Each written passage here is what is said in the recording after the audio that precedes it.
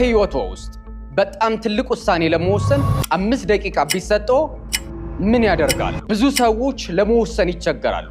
አስተዋይ ሰዎች ግን በጥልቀት ይጠይቃሉ። ቦታው የት ነው? በጥራት የተሰራ ነው? ኢንቨስት ባደርግ ምን እጠቀማለሁ? ትርፍስ አገኝበታለሁ? አዎ፣ የማወራው ስለወደፊት መኖሪያው ነው። ቤት የትም ቦታ ሊገነባ ይችላል። ነገር ግን እንደዚህ የሚታይ የሚዳሰስ የሚኖር ጥራት፣ አስተማማኝ ደህንነትና የዘመነ ህይወት ግን እዚህ አድራሻ ላይ አይደገምም። የአዲስ አበባ የልብ ምት እዚህ ነው። እኛ ደግሞ መሃል ላይ ነን። ከጣሪያና ግድግዳ ባለፈ የዘመነ ህይወትን ከቤተሰቦ ጋር የሚያጣጥሙበት መኖሪያ በወዳጅነት ፓርክ አጠገብ እየገነባን ነው። አሚባራዎች ነን። ይምጡና ይጎብኙ። በ5 ደቂቃ የአሚባራ ቤተሰብን ይቀላቀሉ። አሚባራ ፕሮፐርቲስ በልዩነት የተገነባ።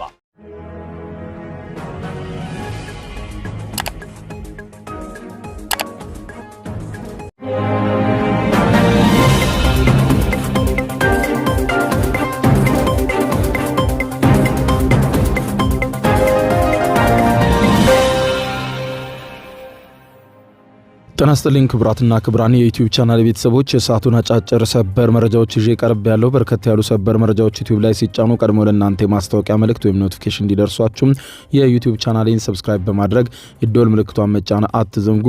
ወደ ሰበር መረጃዎቹ ስናቀና በቀዳሚነት ላለፉት 3 እና 4 ቀናት ጋብ ብሎ የነበረው የኢራን አሜሪካ ጦርነት ዛሬ ሌሊቱን በድንገት ፈንድቷል። ኢራንም በድንገት በዮርዳኖስ ወደሚገኝ የአሜሪካ የጦር ሰፈር በርካታ ሚሳኤሎችን አከታትላ ተኩሳለች። የአሜሪካ ጦር ሚሳኤሎቹን ለማክሸፍ ሞክሬያለሁ በማለት ከገለጸ በኋላ የአጸፋ ጥቃት ግን በኢራን ላይ ከመውሰድ ተቆጥቧል። ሁኔታው ውጥረቱን ወደ ለየለት ደረጃ ሲያደርሰው በቀጠናው ሁኔታ ምክንያትም የነዳጅ ዋጋ ላለፉት 3 ቀናት ተቀዛቅዞ የነበረ ቢሆንም ዛሬ ሌሊቱን ጨምሮ አድሯል። በጉዳዩ ዙሪያ ዝርዝርና ሰበር መረጃውን በስፋት አስደምጣቸዋለሁ። በሌላ በኩል ሳውዲ አረቢያ በርካታ የነዳጅ ቦታዎቿ ላይ ከባድ ጥቃት ያስተናገደች ሲሆን ይህንን ጥቃትም ተከትሎ ሳውዲ አረቢያና አሜሪካ በጋራ ጦር በመሆን ይህንን ጥቃት አድርሰዋል በተባሉ በኢራቅ ውስጥ በሚገኙ ከኢራን ጋር ግንኙነት አላቸው በተባሉ ሚሊሻዎች ላይ ዛሬ ሌሊቱን የአየር ድብደባ አድርገዋል። አሜሪካና ሳውዲ አረቢያ በኢራቅ ውስጥ ያካሄዱት የአየር ድብደባ ምን ይመስላል? በዝርዝር የማስደምጣችሁ ይሆናል።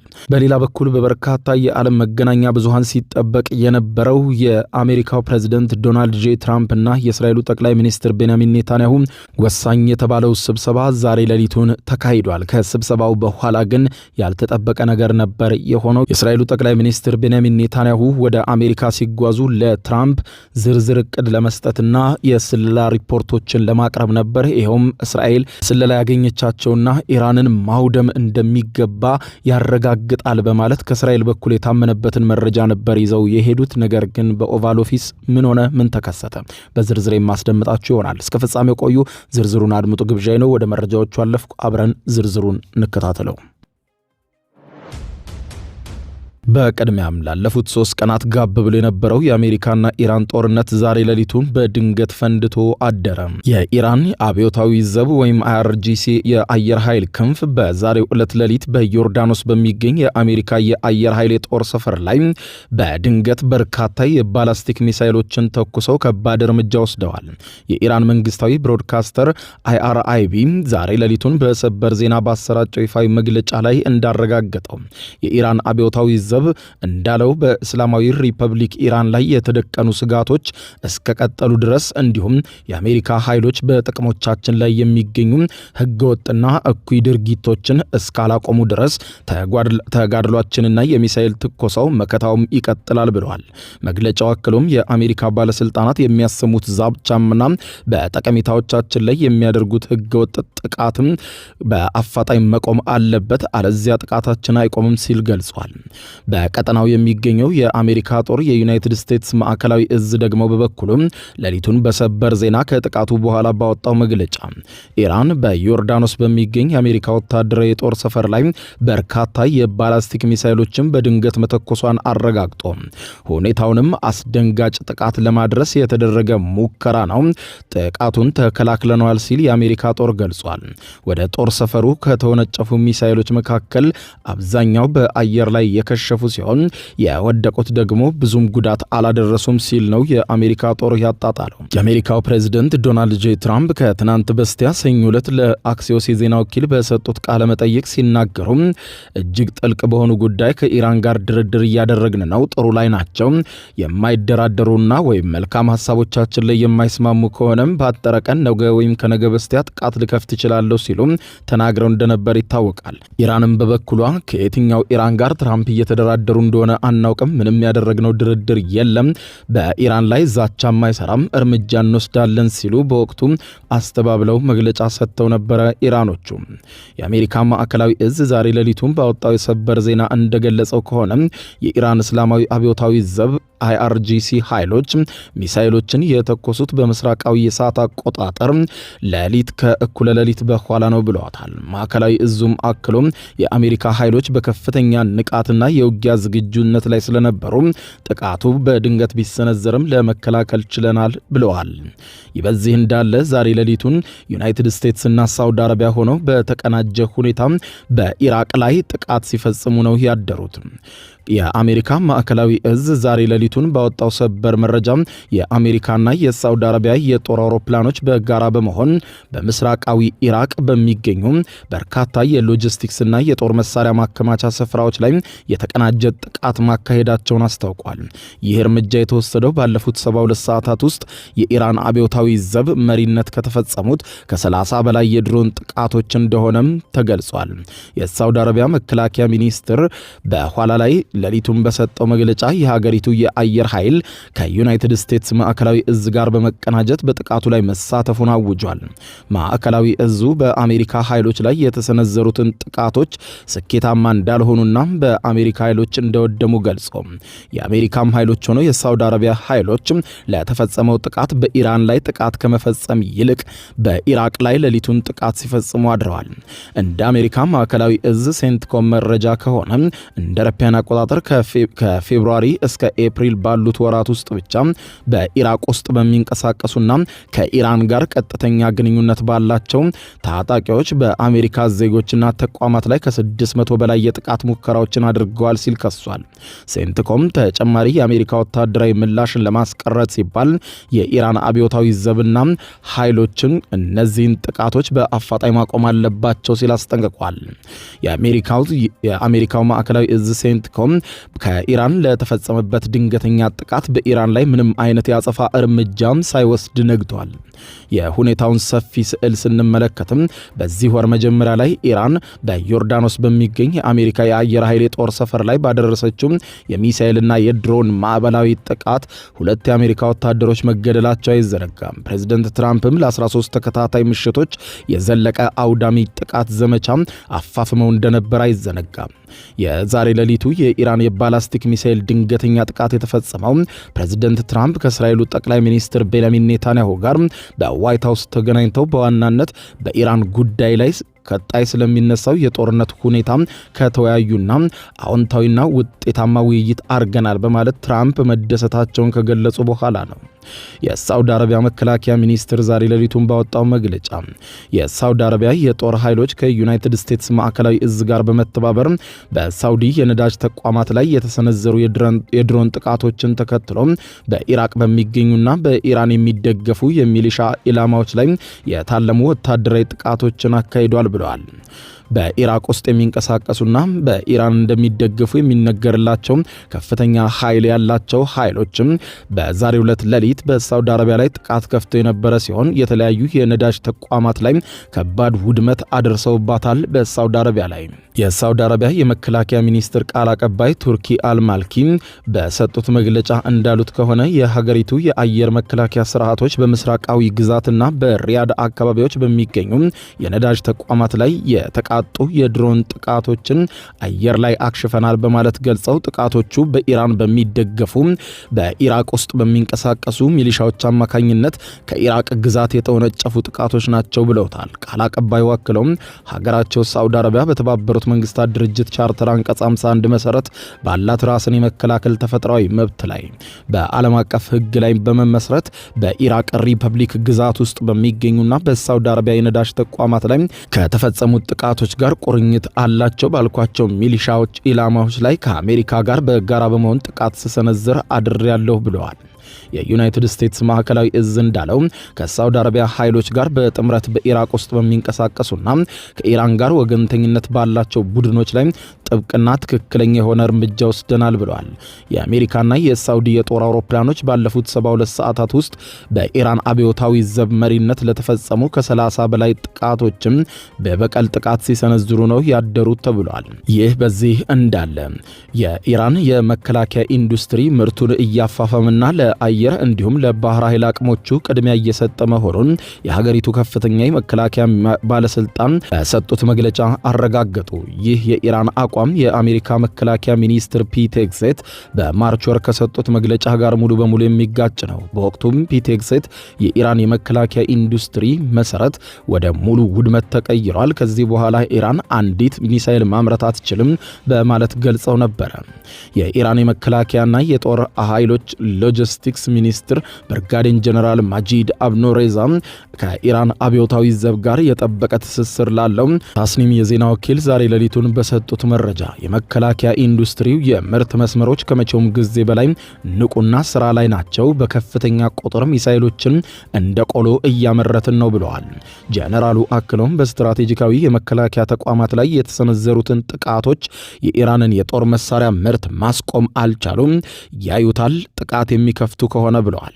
ሚኒስትር ሄግሴት ባለፈው ሳምንት በሴኔት ችሎት ላይ ቀርበው ሲያብራሩ የኢራን ጦር ወድሟል፣ ከውጊያ ውጪ ሆኗል በማለት ከዚህ ቀደም ለሰጡት ማረጋገጫ ጥያቄ ቀርቦባቸው የነበረ ቢሆንም ያ ግምገማ ትክክለኛ ስለመሆኑ ግን በግልጽ ምላሽ ከመስጠት ተቆጥበው አልፈውታል። ጀነራል አብኖሬዛ ስለ ኢራን ወታደራዊ ወይም ወቅታዊ የምርት አቅም የተናገሩትንም ሆነ በአሜሪካና በእስራኤል ጥቃቶች ምክንያት የደረሰውን ሙሉ የጉዳት መጠን በገለልተኛ አካል ማረጋገጥ አለመቻሉን ሲኤንኤን አስታውቋል።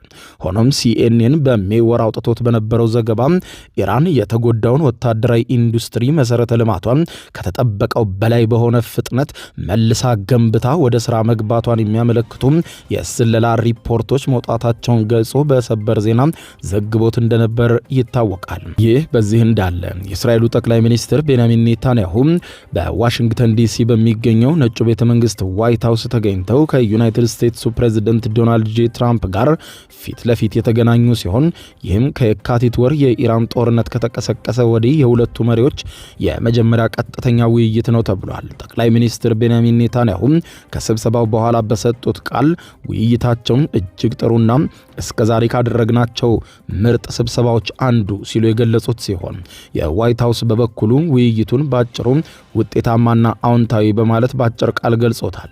ይህ ከፍተኛ ስብሰባ በዋይት ሃውስ ነጩ ቤተ መንግስት ኦቫል ኦፊስ ውስጥ ሙሉ በሙሉ ከዝግ በሮች ጀርባ የተካሄደ ሲሆን ጋዜጠኞች ወደ ውስጥ እንዲገቡም አልተፈቀደላቸው። እንዲሁም ከስብሰባው በኋላ ምንም አይነት የጋራ ጋዜጣዊ መግለጫም አልተሰጠም። ኔታንያሁ ወደ ዋይት ሃውስ የገቡት ለጋዜጠኞች በከፊል ብቻ በሚታይ የጎን መግቢያ በኩል ሲሆን ከ90 ደቂቃዎች የስብሰባ ቆይታ ጊዜ በኋላ ያለምንም ታላቅ የደመቀ ስነ ስርዓትም ነጭ ቤተ መንግስት ዋይት ሃውስን ለቀው ወጥተዋል። ከሁለቱ መሪዎች የመንግስት ልዑካን ቡድኖች ጋር በኦቫል ኦፊስ ነጭ ቤተ መንግስት ውስጥ የተካሄደው ይህ ስብሰባ ፕሬዝዳንት ዶናልድ ጄ ትራምፕ እንደ አውሮፓውያን አቆጣጠር በ2025 መጀመሪያ ላይ ወደ ስልጣን ከተመለሱ ወዲህ በመሪዎቹ መካከል የተደረገ 8ኛ ስብሰባ ነው። ይህ የሁለቱ መሪዎች ግንኙነት መሸርሸሩን የሚያመለክቱ ዘገባዎች ባሉበት ወቅት የተካሄደ ስብሰባ ሲሆን ትራምፕ ከስብሰባው ጥቂት ቀደም ብሎ በኔታንያሁ ላይ ያላቸውን ቅሬታ ገልጸው ነበር። ከፍተኛ የአሜሪካ ባለስልጣናት ደግሞ ጦርነቱ ያለ አንድ ግልጽ ማብቂያ እየተራዘመ በመምጣቱ ኔታንያሁ ስለ ጦርነቱ ውጤታማነት ከተናገሯቸው ቅድመ ግምቶች አንዱም እንኳን አለመሳካቱ እንዳስከፋቸው ተዘግቧል። ሆኖም ኔታንያሁ እሳቸውና ትራምፕ በመጥፎ ግንኙነት ላይ ይገኛሉ የሚሉ ግምቶችን አፋጥነው በማስተባበል እየሞከሩ ነው። ከስብሰባው በኋላ ባደረጉት ንግግር ሙሉ በሙሉ በትብብር በእርስ በርስ ድጋፍና ኢራን የኒውክሌር ጦር መሳሪያ እንዳይኖራት በሚለው የጋራ ግባችንና በሌሎችም ዓላማዎች ላይ ሙሉ በሙሉ ተስማምተናል። ስብሰባውን በመልካም ሁኔታ የተካሄደ ስብሰባ ነበር ሲሉ ኔታንያሁ ለጋዜጠኞች ተናግረዋል። ከወዳጃችን ከአሜሪካው ፕሬዝዳንት ዶናልድ ጄ ትራምፕ ጋር ካደረግኳቸው እጅግ በጣም መልካም ከሚባሉ ውይይቶች አንዱ ነበር። ሐሳቦችን ለመለዋወጥ እንዲሁም ለእስራኤል ደህንነትና ለመጻኢ የእስራኤል እድል ወሳኝ በሆኑ ጉዳዮች ላይ ለመቀናጀት ያስቻለ ታላቅ እድል የፈጠረ ስብሰባ ነው ብለውታል። የኔታንያሁ ጽሕፈት ቤት ያወጣቸው ፎቶግራፎች እንደሚያሳዩት የአሜሪካው የውጭ ጉዳይ ሚኒስትር ማርኮ ሩቢዮ፣ የመከላከያ ሚኒስትር ፒት ሄግሴት፣ ምክትል ፕሬዝደንቱ ጄዲ ቫንስ እና የትራምፕ ከፍተኛ የአሜሪካ የመካከለኛው ምስራቅ ልዩ መልእክተኛ ስቲቭ ዊትኮፍ በነጩ ቤተ መንግስት ኦቫል ኦፊስ ስብሰባ ላይ ተገኝተዋል። ከስብሰባው መጠናቀቅ በኋላ ነጩ ቤተ መንግስት ዋይት ሃውስ እንደተለመደው ይፋዊ መግለጫ አላወጣም። የዋይት ሃውስ ፕሬስ ካሮላይን ሌቪት ውይይቱን እንዲሁም ትራምፕ ቀደም ብለው ከዩክሬኑ ፕሬዝደንት ቮሎዲሚር ዜሌንስኪ ጋር ያደረጉትን ስብሰባ አስመልክተው ሲናገሩ አዎንታዊና ውጤታማ በማለት ገልጸው አልፈውታል። ፕሬዝደንት ትራምፕ በኋላ ላይ በትሩዝ ሶሻል ማህበራዊ ሚዲያ ገጻቸውና ከኔታንያሁ ጋር የተነሱትን ፎቶግራፍ ባካተተው አጭር መልእክት በግልጽ እንደሚታወቀው በርካታ ወሳኝ ጉዳዮች ላይ ተወያይተናል፣ በጣም ጥሩ ስብሰባ ነበረ ያደረግነው ከኔታንያሁ ጋር ሲሉ ጽፈዋል። ትራምፕ ከዜሌንስኪ ጋር ያደረጉትን ስብሰባ በተመለከተም ተመሳሳይ ይፋዊ መልእክት በማውጣት ስብሰባው በጣም በጥሩ ሁኔታ ተካሂዷል፣ እናም በርካታ ነገሮች ተወያይተናል ሲሉ ቋጭተውታል። ከስብሰባው በኋላ ሁለቱም መሪዎች ማለትም ኔታንያሁና ትራምፕ በቅርቡ ያለፈውንና እስራኤልን በጽኑ ይደግፉ የነበሩትን የሪፐብሊካን ሴናተር ሊንድስሌ ግራሃምን የመታሰቢያ ስነ ስርዓት ላይ ለመካፈል ከዋይት ሃውስ ነጩ ቤተ መንግስት ወጥተው ሄደዋል። የጠቅላይ ሚኒስትሩ ልዑካን ቡድኖች አባል የሆኑ አንድ ከፍተኛ የእስራኤል ባለስልጣን ከስብሰባው በኋላ ለዘ ታይምስ ኦፍ ኢዝራኤል የዜና ወኪል በሰጡት መረጃ እንደተናገሩት መሪዎቹ ማለትም ኔታንያሁና ትራምፕ በዝግ ባደረጉት ስብሰባ በዋናነት የተወያዩት በኢራን ጉዳይ ላይ ነው ብለዋል። ሆኖም የኔታንያሁ ብሔራዊ ህዝባዊ የዲፕሎማሲ ዳይሬክቶሬት ኃላፊ የሆኑት ጺፒ ሆቶቬሊ ለእስራኤል ጋዜጠኞች በላኩት መግለጫ በኢራን ስለሚገኘውና ከባድ የኒውክሌር ክምችት አለበት ስለሚባለው የፒካክስ ተራራ የኒውክሌር ስፍራ ጉዳይ ላይ ውይይት አልተደረገም ሲሉ አስተባብለዋል። ፕሬዝደንት ትራምፕ ከስብሰባው ጥቂት ቀደም ብሎ ከፎክስ ኒውስ ጋር አድርገውት በነበረው ቃለ መጠይቅ ኔታንያሁ በተቋሙ ስላለው የኢራን እንቅስቃሴ በአደባባይ በመናገራቸው ተችተዋቸው ነበር።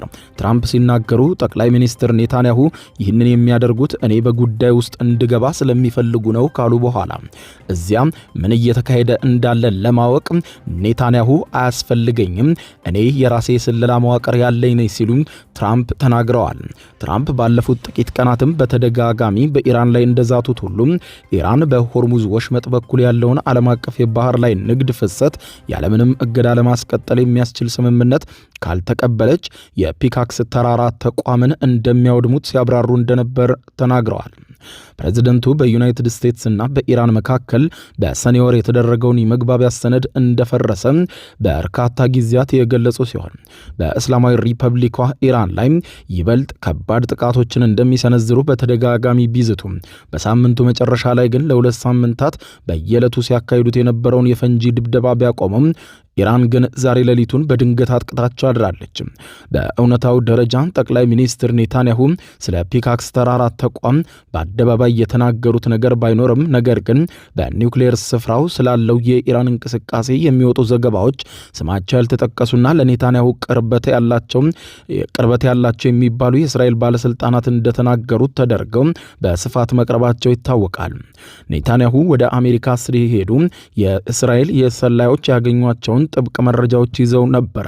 በዋናነትም የእስራኤል ባለስልጣናት እንደገለጹት ኔታንያሁ ወደ አሜሪካ ያቀኑት ለፕሬዝደንት ዶናልድ ጄ ትራምፕ የስለላ መረጃዎችን በመስጠት ኢራን ላይ አውዳሚ እርምጃ በቅንጅት እንውሰድ የሚለውን ለማሳመን ነበር።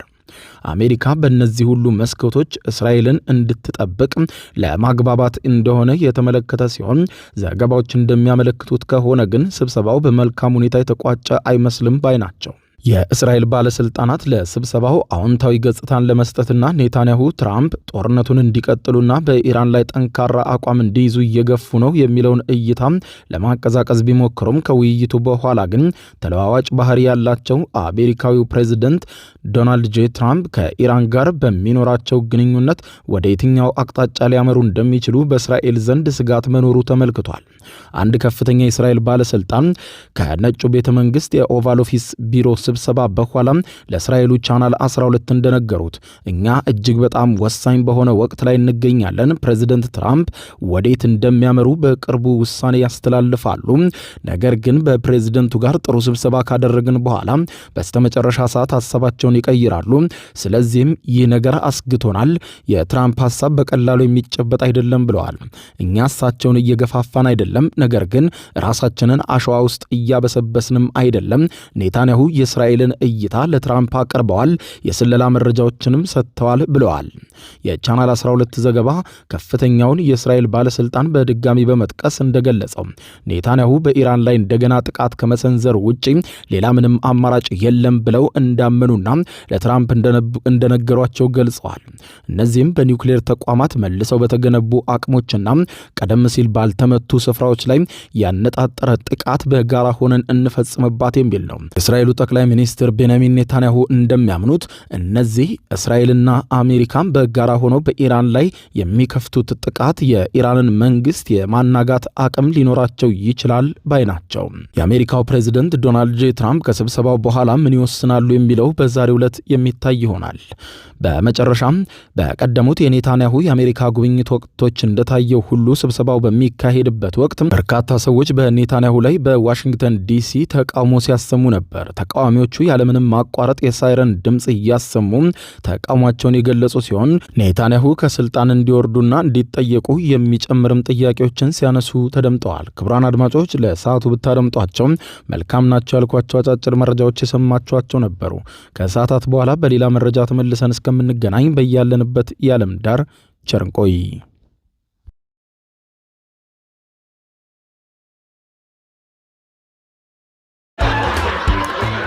አሁን ከልቦ ለመሳቅ ይዘጋጁ። ጊዜው የአቧራው ጨሰ ቲያትር ነው። ዘወትር ዓርብ በ12 ሰዓት በዓለም ሲኒማ ቀጠሮን ያደርጉ። ወይ አቧራው ጨሰ፣ ቅድስት ገብረስላሴ፣ ቃል ኪዳን ታምሮ፣ ሱራፌል ብስራትና አቤል ብርሃኑ የወይኗ ልጅ በድንቅ ሁኔታ ይተውኑበታል። ተሸክሜ ቱቦ ውስጥ ከተትኩታ። ከኔ ጋር ግን አንግባባም አይደል? ሳቅ እንደ ጥጥ ይፈተላል፣ በቃላት እያዋዛ በድርጊት ያስደምማል።